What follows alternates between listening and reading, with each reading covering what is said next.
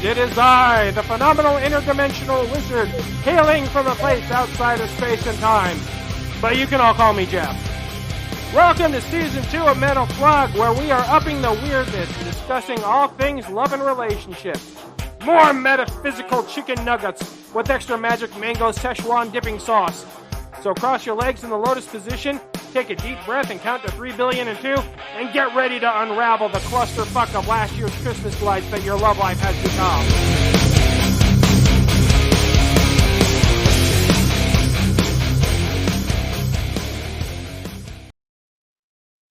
That is pure, unadulterated Jeff right there at its finest form. Like we came up with that in all about, like 2 minutes?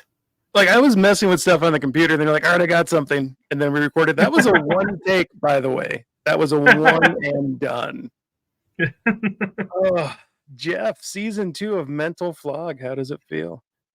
Oh, it kind of feels like when you've been like in the car for a long time and you've been stuck in traffic and you really got to go to the bathroom, and then you finally make it home and you know you make it to the toilet just in like a nick of time. I mean, fair enough, bro. Fair enough. I have something very important I've been waiting for. Oh, lay it on us. What do we got?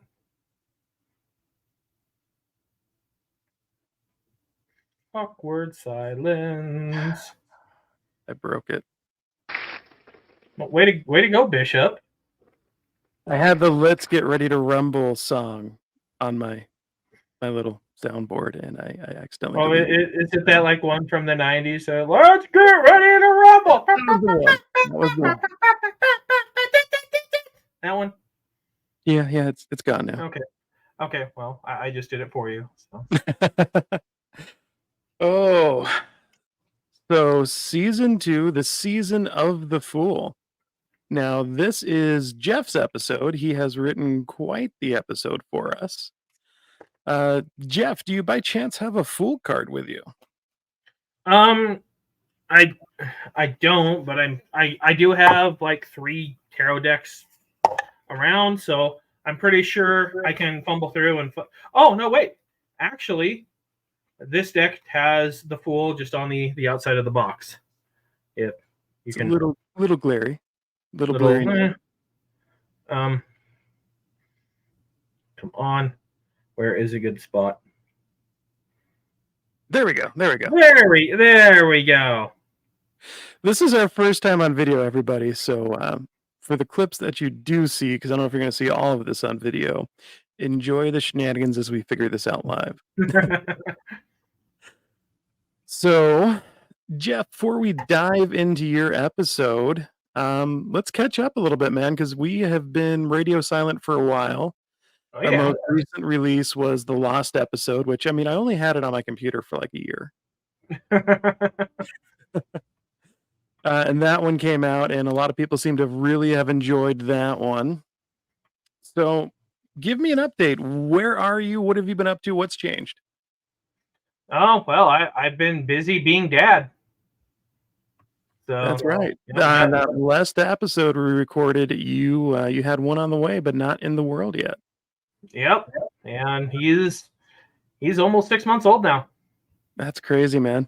I am so happy for you. So yeah, he's awesome. He is basically like if he kind of looks a little bit like me, except for better looking, and he definitely gets all the good looks from his mom. So you got the little guy going on.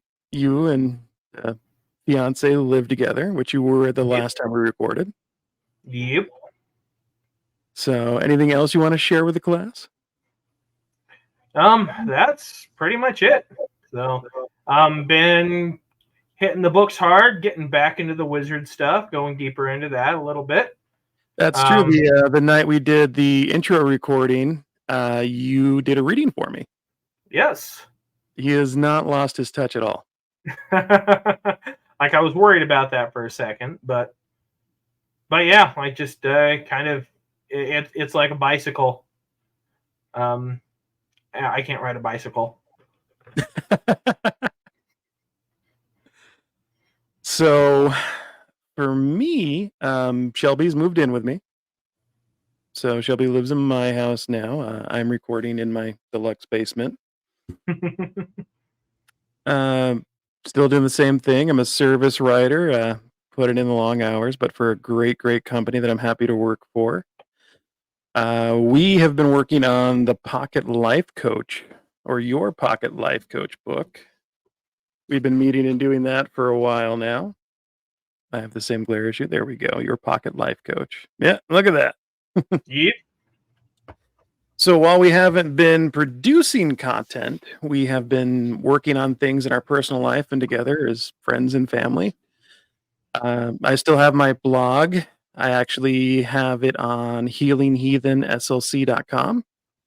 And if you type that web address in, you'll go to my blog post. I blog almost every week. I didn't do one last week. I had a lot going on. We had after work school 3 nights in a row, and it was great. It was amazing. We learned a lot, but it killed my motivation to do anything else in my time. I have some exciting news that you haven't heard yet. Ooh. Well, lay it on us. So we are using StreamYard to do our recording. It's what we're on right now. And not only can we send people an invite link to join us on camera on StreamYard, I was playing around last night with our Google Voice number, my tablet, and the mixing board I have right next to me. I can hook that up where people can actually call our number, 801-810-7502. And if we choose to do a live show, we can have people actually just call us and we can accept that call and talk just like we are right now. It's like, that's awesome. But that also has the potential to be terrible as well. Oh yeah, that could go straight to hell quickly. Okay. I'm okay with that, but like, do I get a kill switch or something like that? I mean, I think I get the kill switch since it'll be next to me, but it could be interesting. So if we have enough interest in it, we can set up a time to do an actual live show as things progress. That would be awesome. And if somebody gets too weird, which is kind of a hard level, or too inappropriate, then the rapture. Got to be able to find some way to set it up like they do actually with, like, on actual on air on the radio. Everything's on the 7-second delay. Yeah, so, I don't think they're gonna get that fancy. If somebody decides to, like, call in just to say the fuck word or something like that, then they can hit the big red button and edit it out last second before it goes on air. Oh, so yeah, that's what we've kind of been up to. Jeff, what are your hopes and dreams and ambitions for season 2? My hopes and dreams and ambitions for season 2. I hope I get a couple beers out of it. But really, just in the end, it's just, if the nonsense that I'm doing, if somebody gets some sort of value out of it and it helps make somebody's life a little bit better, or gives somebody some new perspective, helps somebody out of a sticky situation, or helps somebody pull their head out of their ass, then that's, I'm doing good and giving back to the world and stuff. And ultimately, that's all I'm looking to get out of this.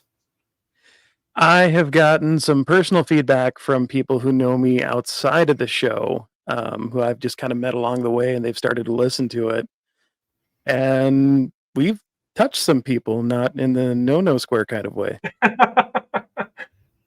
So we've gotten some positive feedback. People have enjoyed what we've done and they found value in it, which that's the whole reason behind this. We are never going to be the, Mental Flog, Jeff and Bishop show that made us millionaires, but we're going to be the 2 weird guys that talk about the weird stuff that nobody else talks about that everybody really should at some point. Yeah. But hey, if we manage to become millionaires or something like that, that would be awesome, because I'm poor. You and me both, my friend. I've been talking to a few people about coming on and doing some guest spots, kind of similar to how we got stories on the last season, but not tower stories, more related to this subject matter. So This is the season of the Fool, Jeff. What do you got for us? What is the Fool? What journey are we about to go on? So, well, the Fool is it represents entirely new beginnings. It is kind of ground zero for the story. So, the notes that I put together for this, I kind of go on with a little bit of the history of the tarot, how that all got started to begin with, and then we kind of go into more like the Fool, the symbolism of the card, what it means specifically, and then once we go through that, I'd like to kind of pick your brain a little bit and see kind of what that card means to you. All right. Let's light this candle. All right. So tarot kind of started out around the 15th century. So it started off just as a playing card game. We're all probably very familiar with the card game that kind of it evolved into. Well, it kind of went two different ways. So we have the one where it's just, traditional playing cards. You're playing like poker or blackjack or whatever.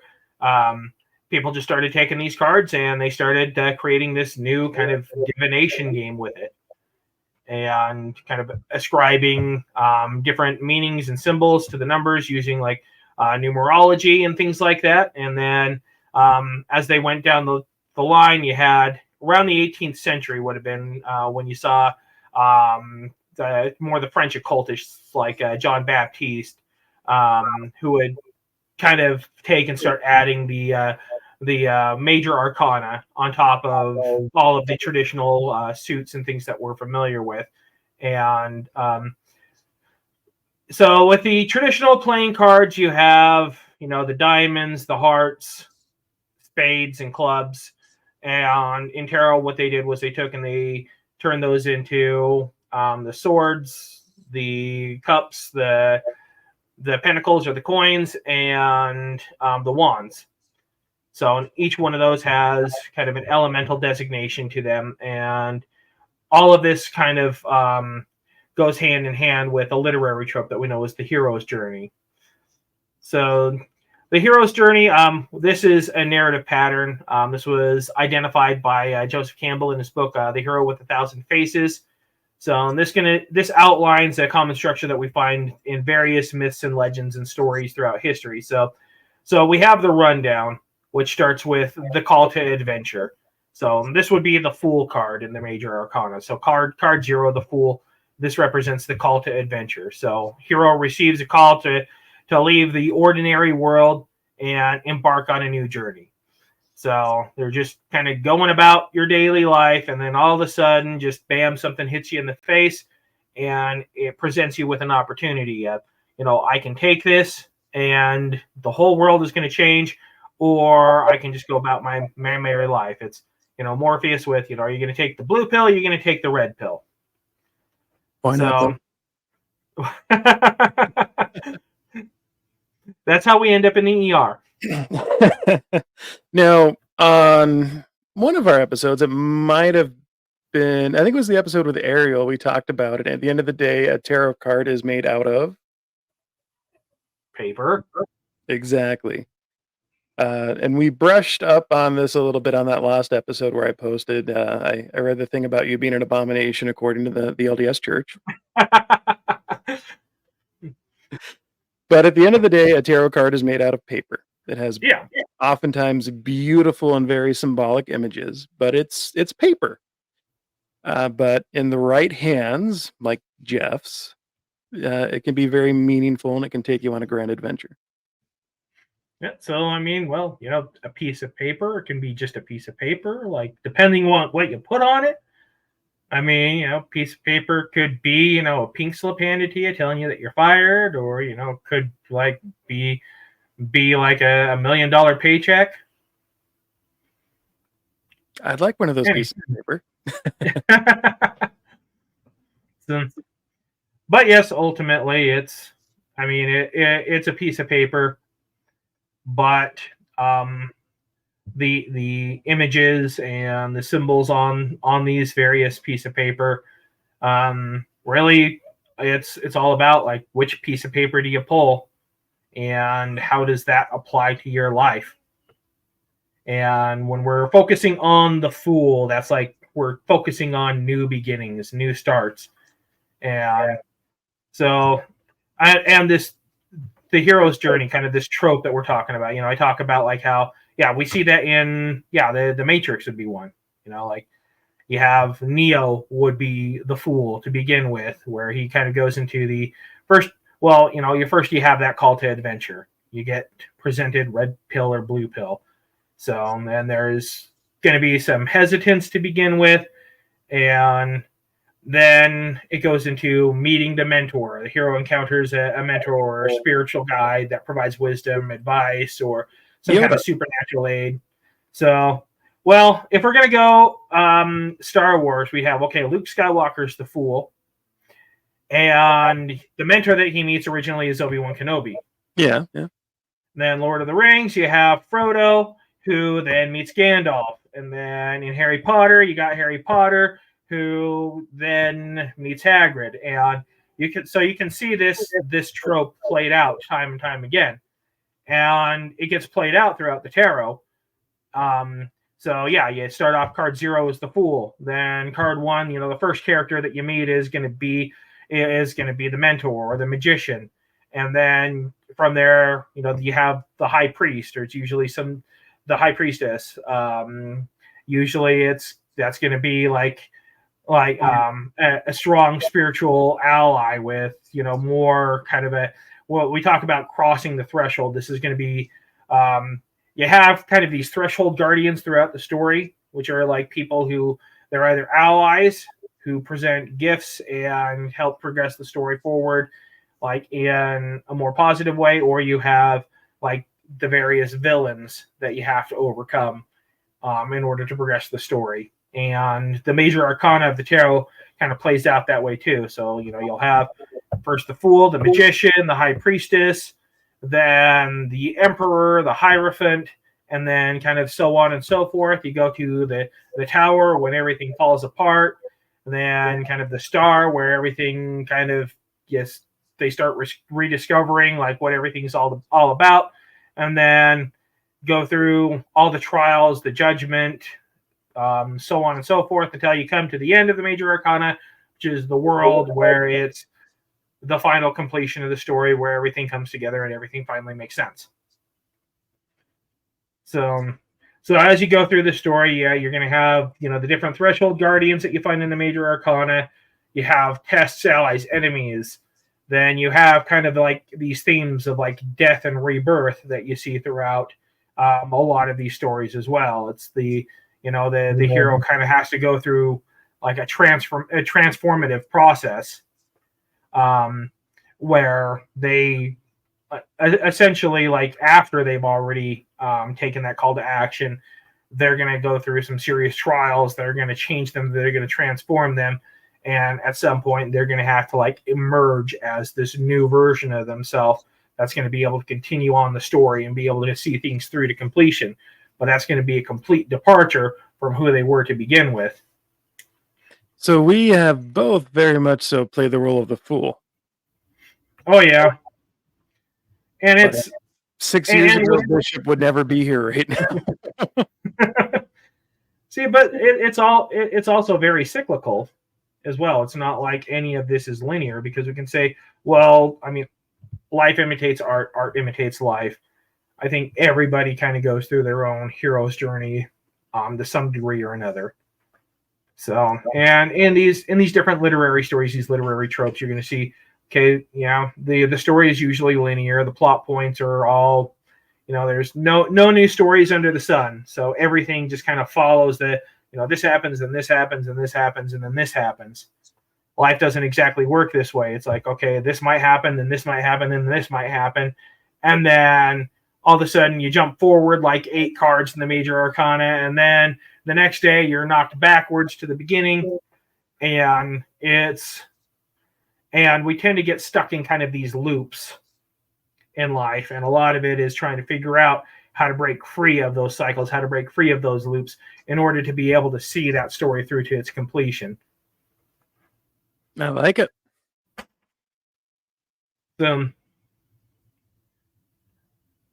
So yeah, Yeah, just with that, yeah, we're kind of focusing on the Fool card specifically. So if I pull that up here again, just kind of waving that around, hoping that, there's some sort of angle where we can actually kind of see somewhat what's going on. I had it a second ago. There it is. I guess that's ish. So I might have a solution. okay. Weird, I have tarot cards too. I got to find a better way to be able to. So, okay, but just giving this kind of a breakdown, or I guess if I hold it back a little bit, you can see it a little bit better. So the art that we see traditionally in the tarot is an occultist, Patti Smith, who is the one who did all of the traditional artwork. For the longest time, the traditional tarot was referred to as the Rider-Waite tarot. They kind of tried to erase her from history, but now that we know who she is and what she contributed, most of the decks have been rebranded to the Smith-Waite tarot, as they should be. But the imagery that she had for the Fool. So we start off with, you see the character is going to be, it's typically depicted as a young person, usually a young male, and they're walking towards a cliff. They're about to walk off a cliff. So that's kind of the representing the leap into the unknown, or the journey into the unknown.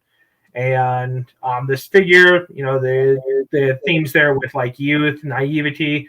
They're supposed to be kind of representing a sense of approaching the unknown with fearlessness and that sense of naivety and a degree of innocence. I don't know if you can see it so well here, but kind of at his feet, he's going to have a dog. So this is going to be kind of representing loyalty, instinct, protection. Also, okay, yeah, we can see it a little bit better on yours.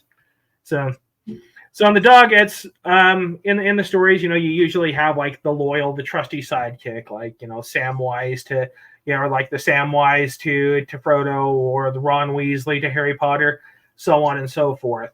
So in this represents those themes of loyalty and instinct and protection, and in the sense of the tarot, it's more saying like, okay, it represents more the subconscious mind.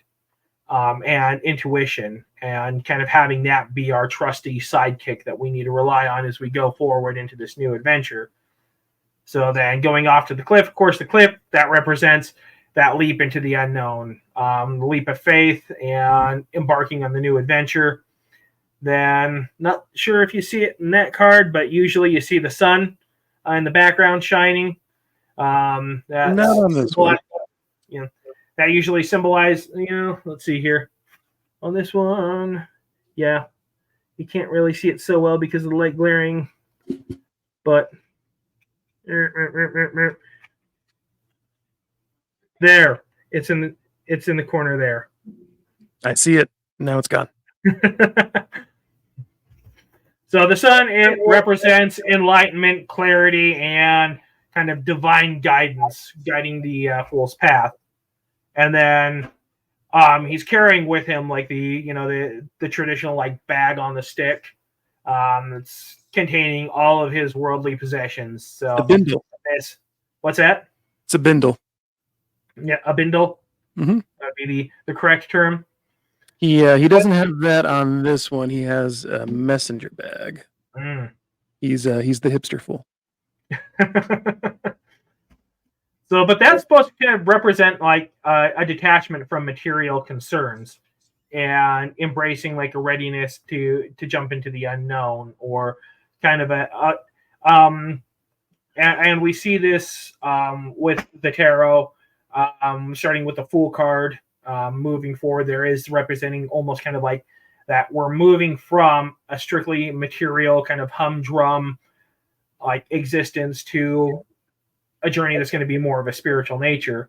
We see this kind of repeated through the Kabbalah with the Tree of Life, as we kind of move from the bottom of the Tree of Life up to the first, the journey from Malkuth to the spheres above, where, your first sphere that you're going to encounter after you transcend just the humdrum physical world is going to be kind of that realm of the ethereal, of dreams and things like that, until you go like deeper and deeper into more thought and emotion and the divine.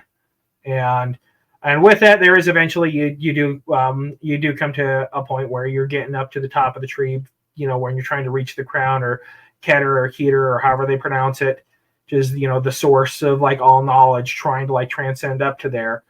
That's kind of like representative of, in each one of these spheres, you can kind of correspond to one of the cards in the major arcana. But, as we're trying to reach the top, there does come to a point that's very difficult to cross. It's that crossing the abyss, as they call it, which, if you're actually doing the path work in Kabbalah, crossing that abyss to be able to reach those upper spheres is supposed to be a very difficult, arduous journey that few people are able to make.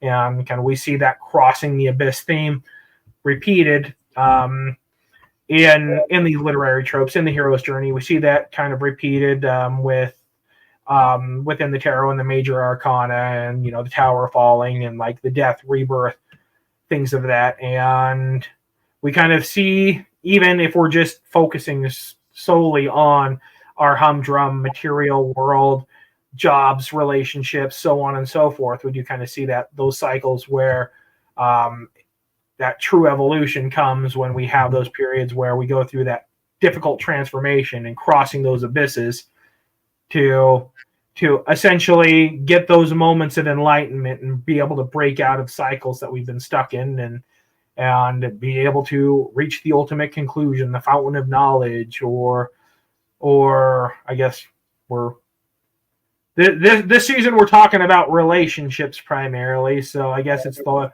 breaking out of the cycle of bad relationships and like hooking up with red flags and dudes at the bar with ironic facial hair, and actually getting your shit together and doing gooder. Much gooder. Much gooder. So, kind of in a nutshell, those are the notes that I have, kind of breaking down like a little bit of the history of the tarot, the Fool card specifically, but little kind of wondering what your take is, why the Fool card to represent a theme about like talking about specifically relationships and relationship issues. Well, let me ask you, Jeff. I mean, the Fool card upright and the subject matter or the question of love, what does it mean? And so it can depend on where you're at. So if you're in a committed relationship already and you pull the Fool card, that could represent like a new stage of the relationship.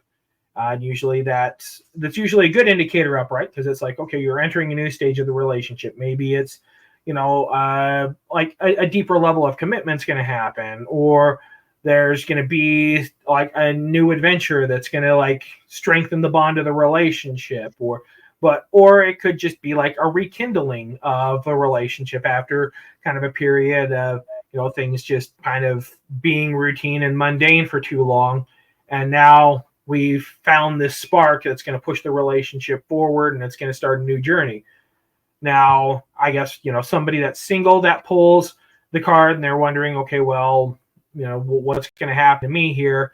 Will I ever meet the one or whatnot? That's, and of course, I'd say 90% of the readings that I do usually are people like, when am I going to meet the love of my life? And nobody wants to hear the honest answer to that. Especially if you pull the Fool card, because that's basically saying like, okay, well, that can happen for you, but you're going to have to go through this journey.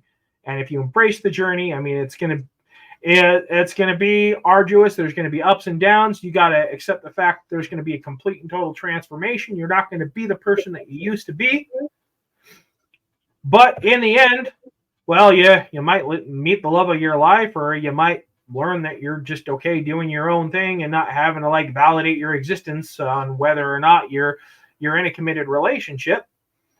Like, but whatever happens, you're going to be the better for it if you're willing to embrace this journey. I like it. When I look at the Fool card, I mean, he is happy, he is content, he has his faithful companion, and he is smelling the rose, and he has no clue he's about to fall off that cliff. Now, I know in my circumstances and your circumstances, love has completely upended our life, and we've fallen off that cliff, both of us, a few times. Oh, yeah. And I think in our first marriages and our bigger relationships, we went into it as the Fool. We were on a journey, and we didn't know where it was gonna take us, but we were carefree and just ready to get out there and get it done, right? Oh, yeah. And It's just love is an adventure, and whether it is oh, Jeff's gone to the dark place. Love is an adventure, whether it's a good adventure or a nightmare, it's still an adventure. If you were to pull the Fool card in the reversed position in reference to love, what would it mean? that could mean a few different things. I'd say kind of the determination there would be the energy that I'm getting off of the person. That's going to be like the biggest thing for me to be able to tell how to interpret that card.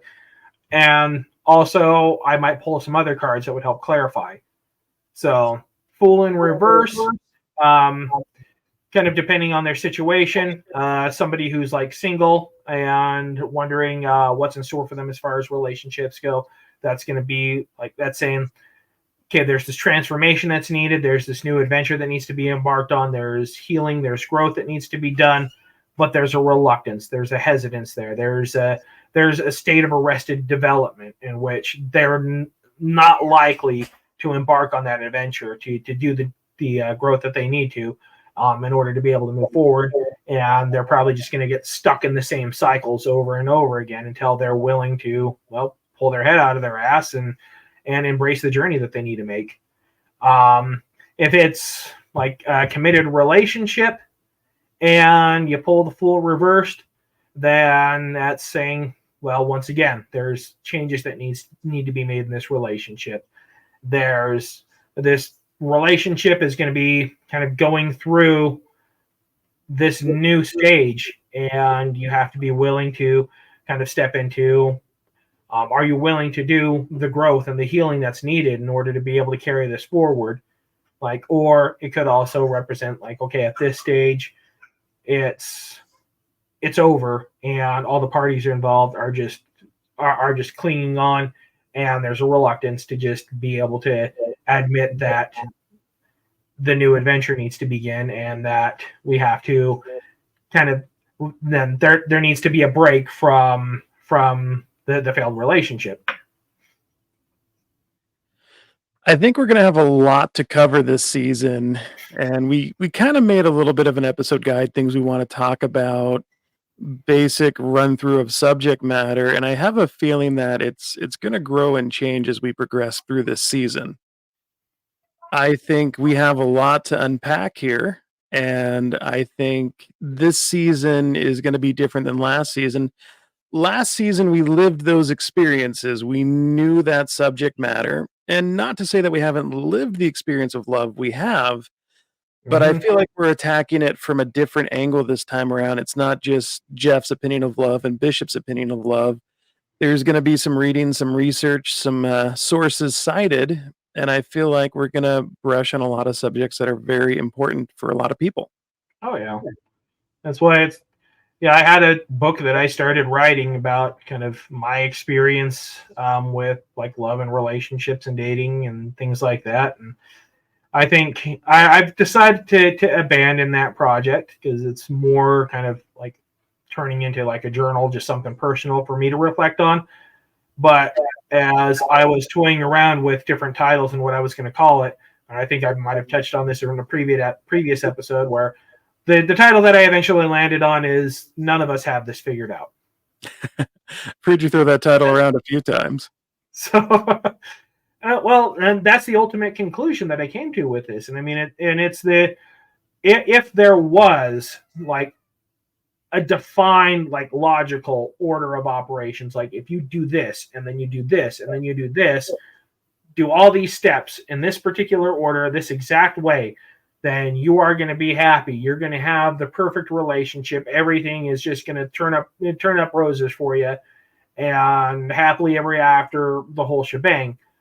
Then we wouldn't really be sitting here talking about it. Everybody would just be following those steps, and everything would be great for everybody. But yet here we are with, and I think really it's, love is that great thing that really can't always be broken down in a logical manner. And because of that, it's like we keep trying to find ways to break it down, to turn it into something logical, to figure out like how we can decode it and unlock all of its secrets, and like and make it into something that we can somehow control or master. But we have yet to figure out how to be able to do that, and I don't think we ever will. And all of these people that, like, okay, they might have found like different secrets or things like that, different techniques that help their relationships run a little bit smoother, or that have helped them out. And a lot of those tips and things like that can like help us in like the, in the journey and learning and growing. But it's not a guarantee. Like if you just read this one particular book, everything's going to be awesome. You could read 1,000 books and still absolutely suck when it comes to relationships, like, or just have miserable luck when it comes to relationships. There's no, and in the end, none of us have this figured out. It's it's probably like the greatest, force in the universe, the one thing worth fighting for more than anything else. But ultimately there is no silver bullet to it. There is no magic way to decode it. And so all we can really do is just look at the situation, look at our situations, and figure out like how to do just do gooder. Much gooder. Do much gooder.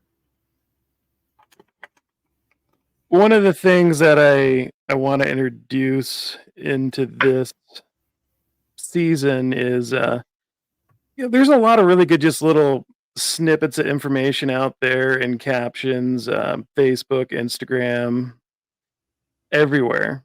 And I think it would be kind of fun to incorporate some of these ones that I come across too, and have kind of a deep thought section on them. And I mean, we probably need to come up with a few things that's our new shtick for this season. But here's one. I'd love to get your thoughts on this. Alrighty. Stop being the one who always makes the effort, relax, and let the ship sink. Have you experienced this one? I think that's a lesson that I like have learned too late. And I tend to like, because looking at my own experience, like I'm typically the one who like I'm fighting to the bitter end. Yep, same. But with that, I did notice it was probably around like 2000 when we met. And that's when I started kind of developing what I would say has become like a new bad habit from that. Like it's, you have like all of this trauma where it's like you're hanging on too long, and you're going down with the ship. And then it kind of became a thing of I always had one foot out the door, and trying to like, date different people or things like that. It's like the first red flag I would see, like I'd be gone. And that's been something that I've had to like work with as well. And I experienced that too. So after my relationship with the person that I had when I bought this house who moved in with me ended, I spent a lot of alone time, a lot of reading, a lot of soul searching, but I was still more socially active. And I met a few people and we'd hang out a few times and everything, and I'd kind of get a feel for them. But there was a period of that where I hit the next button frequently, and not like in my I just got divorced and I'm just gonna be a man whore phase if I hit the next button frequently. Yeah. It's like, oh, let's go find somebody cool. It's just like I have boundaries that I developed and you were severely pushing them, and I don't foresee you're gonna understand my boundaries no matter how much I explain them to you. So this isn't gonna be a thing. And it was a quick turnover rate for a while. And at first I was like, man, is there something wrong with me? And I'm like, no, no, this is something right with me. I'm finally learning the boundaries and I'm learning to understand and accept things a lot quicker instead of like, oh well, they think I'm cute and we've hung out a few times and they're kind of fun to hang out with. Let's keep going. Let's see how big the train wreck can get. Well, and I think, with all things, there's always that trying to find the balance. Because there's the, okay, well, you go, to one extreme, and now we're in that realm of codependency. And you're going to be putting in all of the effort and you're going down with the ship. You go the extreme other end, and now you're too closed off, you're too protected, your walls are like too high, and being able to make a relationship work, it does require a degree of vulnerability. And this is something that I'm willing to admit has been like an issue, something that I've struggled with in my current relationship, is being able to feel safe enough to let my walls down, to allow myself to be vulnerable again, and to not try to like push my partner away whenever they start to get a little too close to something that's a little bit too painful, or that I think, this is, part of my past or whatnot that I don't like and I don't like talking about. And, if they get too deep into like the story or whatnot, then they're going to find out who I really am and they're going to hate me and run away. So there is definitely like that balancing act that you got to figure out how to do. And once again, none of us have this fully figured out yet. So it's you got to find that middle ground between allowing yourself to be open and vulnerable, to be able to make like a serious relationship work, versus you got to have your boundaries. You can't go down with the ship, and there comes a time in which you got to take a look at the situation and say, like, I am not getting back anything near what I'm putting into this, and this is just a zero-sum game at this point. Or ultimately, like, I think one of the biggest issues that I see with people in today and dating in relationships and things like that is how many people just don't give a shit. Yeah. And I think a lot of this is just the thing of just everybody, like, they see like it's like this decision paralysis, and we have like all of these options and things like that available, and every time that like and this is one of the reasons why I think good relationships tend to come to people when they're in a state in which they're not looking or where they're not dating. Because I think in the modern dating mindset, there's a lot of like, well, I have options, and well, we live in a with that, like, I don't have. culture. What's that? We live in a disposable culture, and many of us treat people the same way. Yeah. Oh, well, so and so said something that pissed me off, and they try to make me accountable for something, so I'm going to go find a different playmate. There's plenty of scenarios like that play out in the culture where dating now half the time is swiping. It seems in some circumstances relatively easy to find somebody new to go hang out with that doesn't, hit on all your nerves for a couple of weeks at least. Yeah, but then again, we're talking, that's just, I'm seeing kind of like, the pendulum swinging here back and forth, one extreme or the other, because just the different stories that I hear, with working with people and helping them through their issues, it's like you do see, like, you do have that one extreme where it's the, like, yeah, like I have options, and as soon as you say something that I don't like or whatnot, or like I don't want to get invested in anything because I just want to keep my options open, and hey, like I'm just playing and having fun, and I don't have to care about like what I'm doing to other people or how other people feel. Just as soon as this starts getting a little too real or whatnot, then okay, you're out. Okay, swipe right. Next person comes in. But then I also see a lot of kind of the scarcity mentality, which I think is more common amongst a lot of the guys that we talk to, where it's, they can sit there and they have like 20 dating apps installed on their phone, and they're like, spending all night swiping right. And, they're lucky if they'll get like 2 or 3 matches in a week, and they'll be lucky if they get like one person to respond to them in a month. And they just feel like they have to accept whatever crumbs come their way, because they're going about this like the whole, it's that, well, this is what's being sold to me. If I just do this and then this and then this and then this and then this, then like I'm doing all of these things, I'm swiping right, and I still don't have a girlfriend, so what's wrong with me?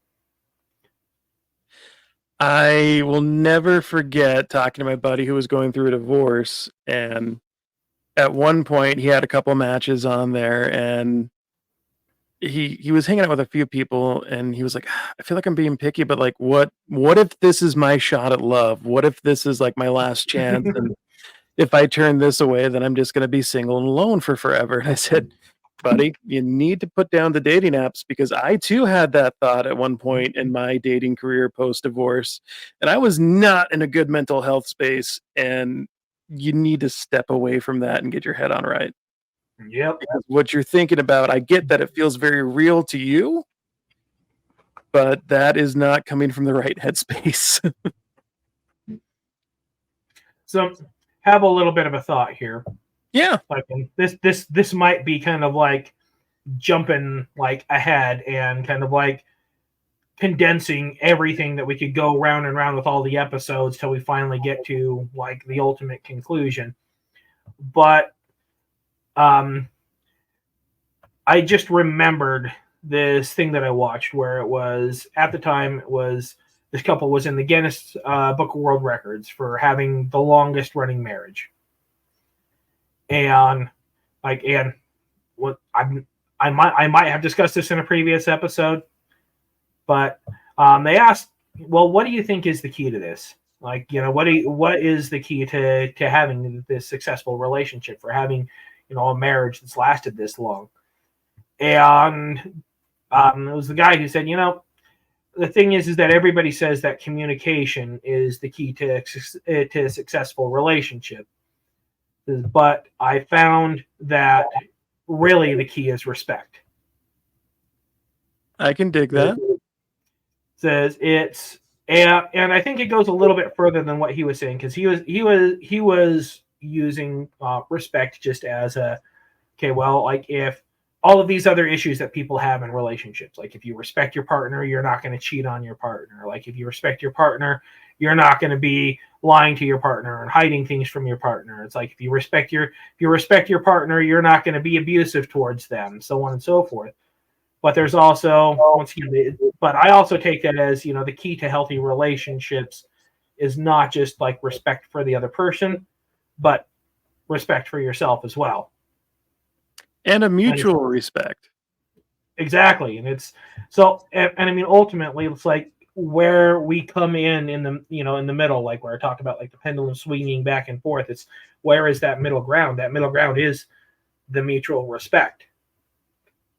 It's, anybody who comes, if everybody just waited until they had it fully together and they didn't have any red flags of their own or any issues that they were trying to sort out before they jumped into a relationship, then nobody would ever get into relationships. Oh, see, none of us have this figured out yet. Like I've got all kinds of baggage and issues that I'm still trying to sort out. Like, not to call you out, but you probably have baggage and issues and things like that you're working through and trying to sort out. So we can ultimately, you take two imperfect people, and if they can come together, like, and they can have that mutual respect, like, and you can say, like, okay, well, you're not perfect, you have your red flags, I'm not perfect, I have my red flags, but we respect each other and we respect the relationship, and we're going to be committed towards growth and evolution and building something together, and not staying stuck in our patterns and our bad habits. And if we can have this be a relationship where we're dedicated towards helping each other work through those issues, break down those walls, take down the red flags and become better people, then that, I think, is the key to having a successful relationship. Can we both agree that there has been points in our life where we were the toxic red flag? Oh yeah. Like, I mean, people, I mean, they heard our towers. They got to hear some of our experience, but they see us as we are now, and they don't fully get to understand who we were. Because, man, we were both train wrecked for a while. Oh yeah. Before we knew each other, while we knew each other, we had our bad days, weeks, and months. Let's say I wouldn't say that I'm a train wreck now, but I'd equate myself more to like a 1989 Honda Accord. Like the interior. It's been beat to shit. Like the hood and the car and one of the doors are a different color than the rest of the car. It makes a clunk clunk clunk sound as it's going down the road. But I guess it's still kind of plugging along. It's not entirely a wreck, but it's you wouldn't trust it to go on a road trip to Las Vegas or anything like that either. Okay, maybe fair enough. Maybe I'm cutting myself down a little too much. Like I'd be good. Like if I was going to compare myself to how wrecked I am, I think I'd still make it to Las Vegas. I find it ironic. I mean, that the old adage goes is you don't find somebody until you're not looking, and here we both are in healthy, committed relationships that neither of us were looking for when we found them. I don't know about you, but I'd gotten to a point where I had a routine. I was content with my own company. I hung out with a few buddies, but I didn't feel like I was really lacking anything in life. Yep, that's kind of that's where I was too. Well, actually, like I wasn't entirely happy.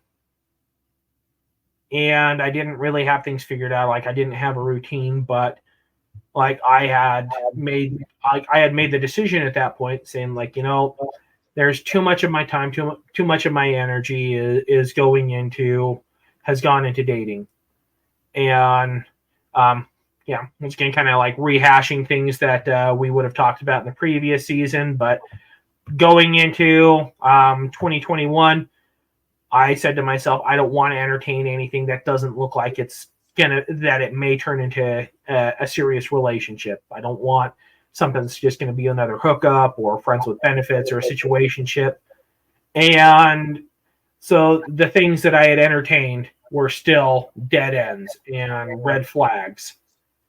And then I got to a point where, after one particular situation in which, you and I both are well aware of what happened there. Like I said, okay, well, like I'm done. Like I need to make a dedication to, I'm not entertaining anything. I'm just working on myself. Like if people want to come and just like be friends and like hang out and do awesome things. And ultimately that was my thing. I was saying like, I'm just going to go forth and do awesome things and go on random adventures. Anybody wants to join me for the ride, that's cool. But I'm not looking to date. I'm not looking to get involved with anybody. I'm just trying to work on myself. And then I met a good place to get to finally. Oh yeah, and it's just and it's funny because the more people you talk to, because I mean ultimately like my fiance, they were kind of in the exact same spot. And I mean that's ultimately kind of how the relationship came about, was just they added me on Facebook because they saw that I was a tarot reader and I was into astrology and things like that. And they're like, "Oh, they look like kind of a cool person." And then we just started talking because we had common ground with a lot of those things there. And it just we just kind of hit it off. And neither one of us were looking to date. We were both in a situation where we're just like, okay, I am just focusing on myself right now. But I think with that, I think it's one of the cruel jokes that the universe plays on us, and to where it is, when we're finally in that state, we wind up actually meeting somebody, because there's not, when you have two people that are both in that state that kind of come together, there's not any pretense of, well, I got to keep my guard up because, hey, this person's like, they might want a little something from me, and and I'm not ready for that, or they seem cool enough, and like I need to put on a good show because like I really want to get them into bed, and then well, I guess we'll see if they're cool enough for me to want to hang around afterwards. It's like you don't have any of those kind of pretenses that are there when you have people that are specifically like, okay, well, I'm on the market, I'm looking, this person's, they're on the market, they're looking. And so now we play this game of, kind of, well, hide our true motives and put our best face forward, or just, whatever dance it is that we're trying to do in order to get what we want out of the situation. Ultimately, it's, you have two people that kind of come in and they kind of have their guard up. They kind of have their shields and their weapons ready, because they're like, okay, well, I'm coming into this because I want something. They're coming into this because they might want something. I don't know exactly what it is that they want. And I gotta find out through roundabout means what it is exactly that they're about, what it is exactly that they're looking for, and see if that is in line with what I'm trying to do and what I want. And then if things align that way, then we can maybe put down our guards. But then when you have two people that are just like, okay, well, I'm not looking, I'm just working on myself. And it's like, there's no pretenses there. It's like they're coming to the situation, there's no need to have the guard up. There's no need to have the shields up. There's no need to have the weapons out. You're just two people just talking, just vibing. And then somehow it all works out. Yep. Well, Jeff, feels good to be back in the seat again. It feels good to be podcasting again, and I'm excited for season 2. Yay, season 2. I want to remind our listeners that you can text us, you can leave a voicemail, and we have a different phone number for season 2, 801-810-7502. You can find us on Facebook, Mental Flog. We are on there. We are on Spotify, Apple. We're on a lot of places. Please do follow, and subscribe. And if you find anything in our episodes redeeming, share it. Tag us in it. Talk about it. We are here to help, and we're excited to be back in the hot seat. So, Jeff, anything you want to add to the conclusion of this first episode of season 2? If you keep picking at it, it's never going to heal. Jeff, I want to just thank you for all the effort that you put into getting this episode together and all the work you did, and I'm going to give you a round of applause. Yay, I'm useful! Now, as we progress into the season, like I said, we're going to have some interviews. We're going to have some very interesting subject matter, and hopefully one day I get to use this button. You got mail. Because people seem to enjoy the listener mail questions. And like I was mentioning before, we have the technology where guests can join us in the studio on camera, or they'll be able to call in. We just have to set a time and place to do it when people are available, if there's enough interest. Well, my friend, I think we're going to call this one a wrap for the first episode of season 2. Rock on. Everybody, thank you so much for listening. We are excited to be back with you, and everybody have a fantastic day, and thank you for listening. Like and subscribe and stuff. Remember to call your mom.